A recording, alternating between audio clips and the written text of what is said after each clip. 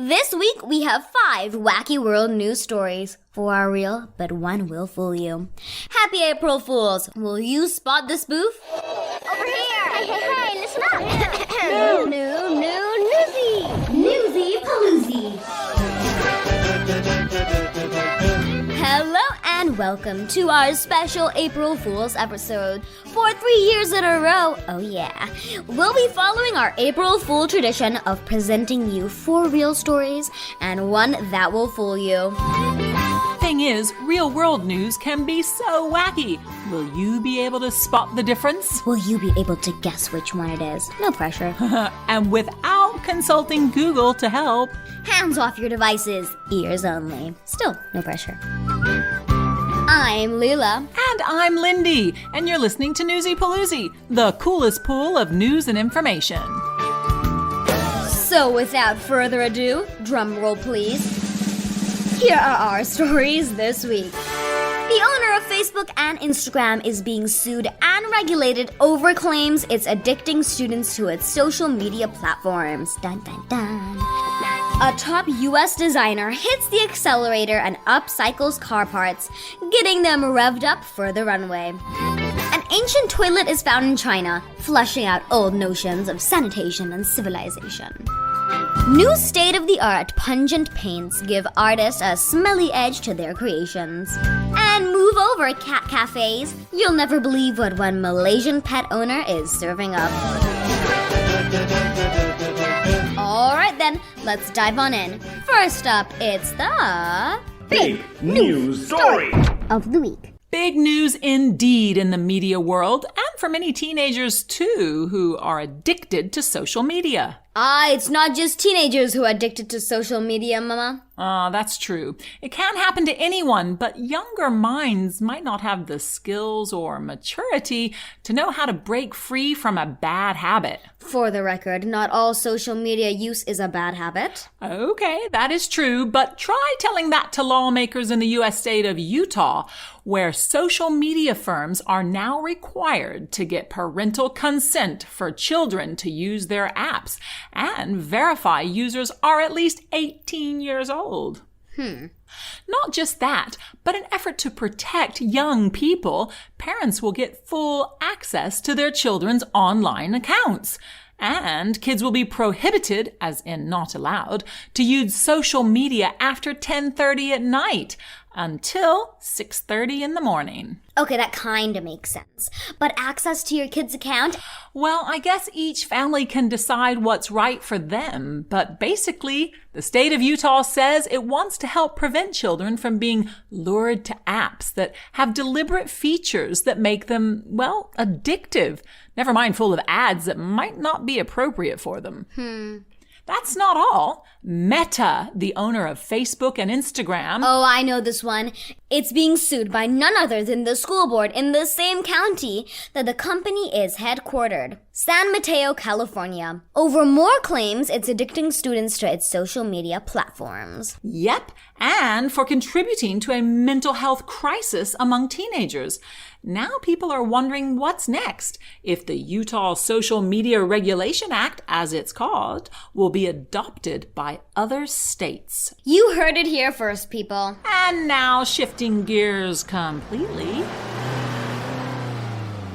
The latest in sanitation news. Excuse me? You know, this.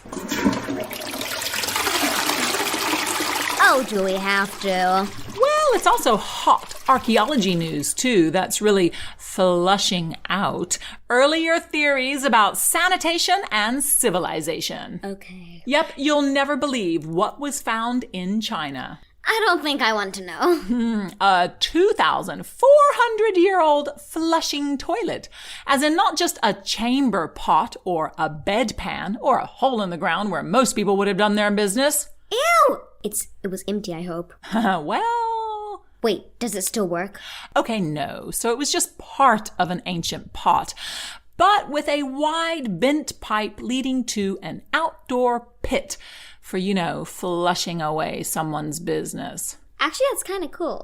Yeah, it was found by a research team in the ruins of an ancient palace in the central Chinese city of Xi'an.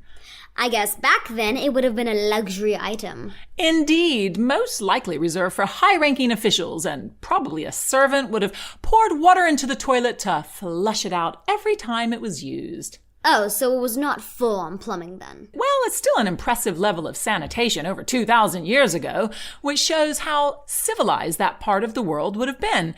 And yes, before you ask, the researchers are analyzing soil samples from the collected vessel, in hopes of finding out what people ate during those days. Fascinating.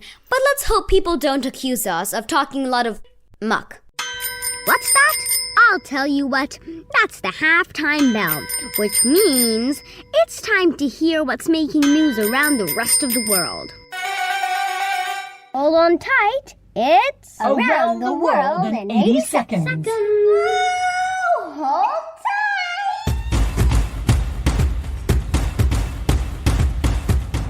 Tensions are mounting in Israel as Prime Minister Netanyahu put off plans for overhauling the Supreme Court. It's a proposal that has left the country bitterly divided, with mass protests from those who oppose and support the move.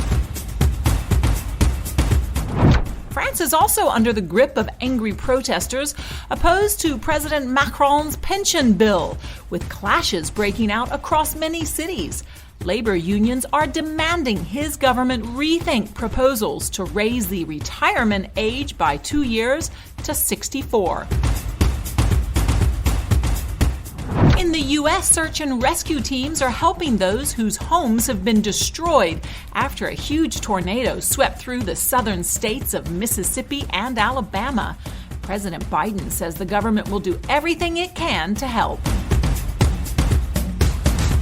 And Humza Yousaf is Scotland's new First Minister, meaning he's in charge of the Scottish government.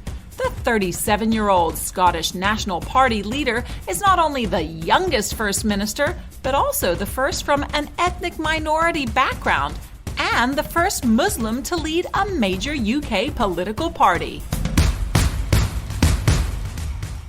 Well, thank you so much for that. Whippity wappity zippity zappity rap. Most welcome, Leela. Now it's the ACE part of our podcast. That stands for Art, Culture and Entertainment. Darling. Last year we did a story in episode 96 about an exhibit of a 17th century painting called The Sense of Smell by Bruegel that included the smells found in the artwork. It's called the immersive art experience. Yes, and as National Geographic reported in December, it's not just scented art exhibits either. Correct. There are now tours that have you sniffing your way through a city. It's called immersive art, and it just got smellier, or should I say more pungent. Using state-of-the-art olfactory chemistry, as in the science behind our sense of smell, the world's leading fragrance chemists, yes, that's a real job title, have developed a line of smelly paints.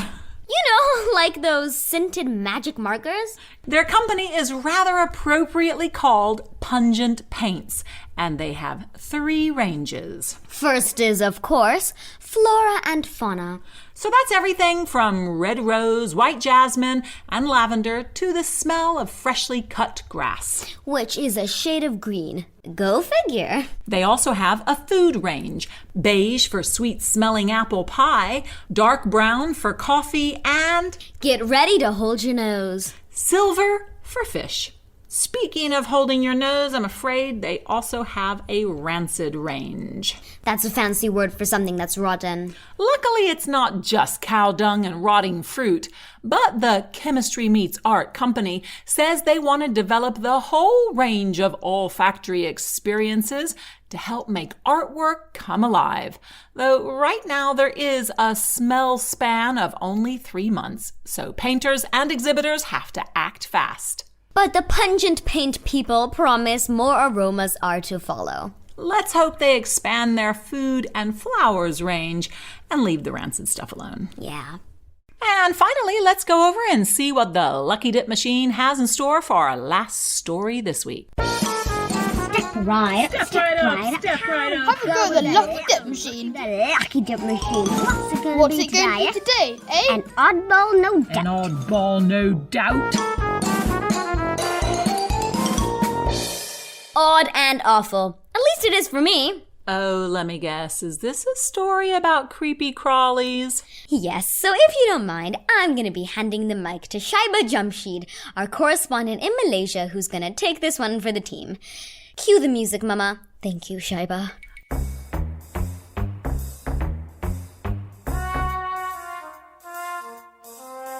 So, Malaysia is known for many things, from its multicultural society to its beautiful beaches. Never mind exotic tropical creatures. Well, now it can add fangs to the list. Yes, fangs. As in the big, usually sharp front teeth of snakes that contains venom. But fangs, spelled with a capital F, is more than that. So, apparently, snake lovers have very few places to hang out and, talk snakes. So they end up finding other enthusiasts in the snake section of pet stores. Not very comfortable, is it? Never mind that. Most shops won't allow you to pet and hold their slithery stock. That's why the Malaysian snake lover Yap Ming Yan decided to open up his fangs, as in a snake and reptile cafe, of course. Corn snakes, leopard geckos, and even bearded dragons are in glass tanks all over the cafe. And yes, visitors can even remove the reptiles from their tanks and let the scaly and slithery creatures snuggle up to them. Hysterical, wouldn't you say? In Malaysia, I'm Shaiba Jamshid, reporting for Newsy Paloozy. Horrible, just horrible. I mean, not your report. That was great. Thanks, Shaiba. But who on earth? Isn't it good we don't all like the same slithery things? Yeah, maybe I'll just stick with going to a cat cafe. Thanks a lot.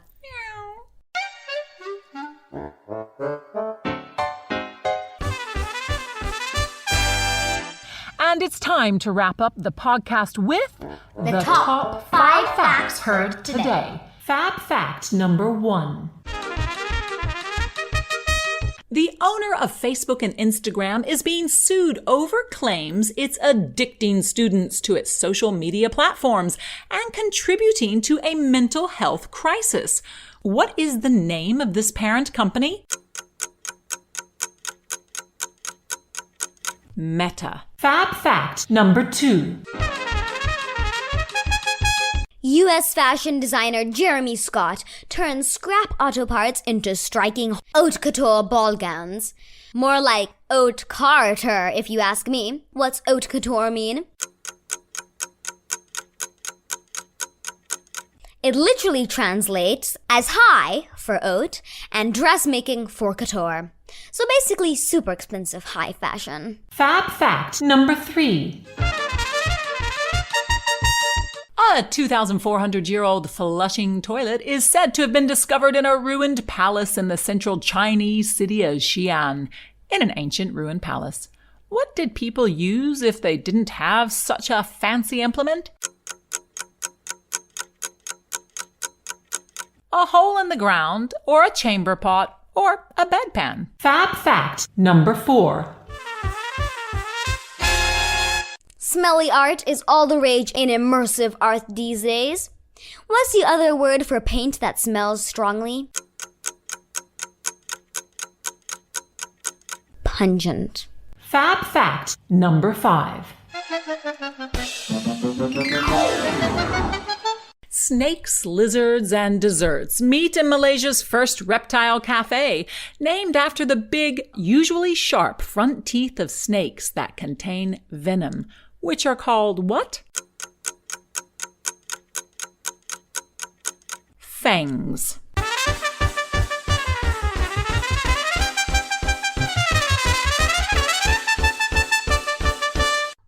that almost brings us to the end of this episode of Newsy Paloozy. But first, we have a message from Connor and Nora, who wrote, "We love your podcast, and we look forward to Wednesday mornings so we can listen on the way to school.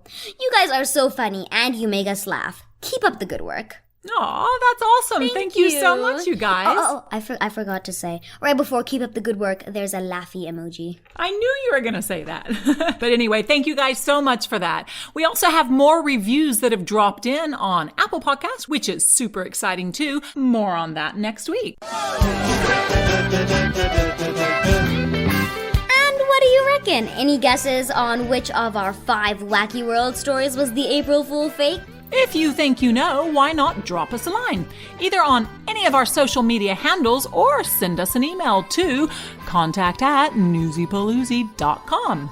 Or visit the Contact Us page of our website, newsypooloozy.com, as in a swimming pool of news. That's POOLOOZI.com.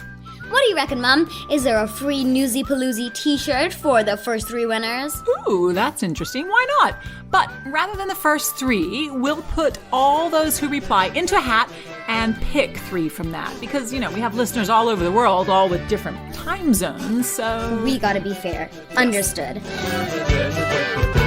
Well, what are you waiting for? Let us know what you think was our fake foolish story for this year's April Fools. We'll announce the winners next week. Until then, keep being curious, folks.